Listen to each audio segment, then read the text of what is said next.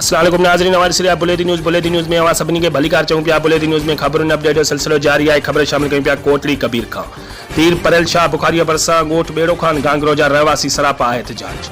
जी नाज़रीन, तव्हांखे आगाह कंदा हलूं त फौजी मोहम्मद पंजल गांगरो जी ज़मीन सर्वे नंबर 450 ते नामालूम माण्हू रोज़ाना जे बुनियाद ते वॾो नुक़सान कनि था, जिन ते ॻोठ बेड़ो खान गांगरो जा रहवासी फौजी मंज़ूर हुसैन गांगरो, फौजी मोहम्मद पंजल गांगरो, कायमुद्दीन गांगरो, मौलवी असगर गांगरो, निज़ामुद्दीन गांगरो एहतजाज कंदे मीडिया सां ॻाल्हाईंदे चयो त असांजो रोज़ानो नामालूम माण्हू लखनि जो नुक़सान कनि था, जंहिंजी दाह असां पाले जे ज़मींदार खे बि ॾिनी आहे, पर केरु ॿुधण लाइ तयारु कोन्हे।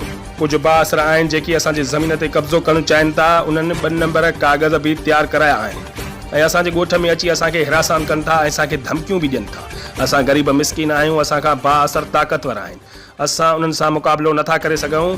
असां CM सिंध ताईं मुराद अली शाह ऐं SSP खीरपुर SHO हिंगोर जा ऐं ॿियनि वस वारनि खां इंसाफ़ जी घुर कयूं था। असां मिसकिननि सां इंसाफ़ कयो वञे। रिपोर्ट कराए असगर हुलियो, बुलेटिन न्यूज़ कोटड़ी कबीर।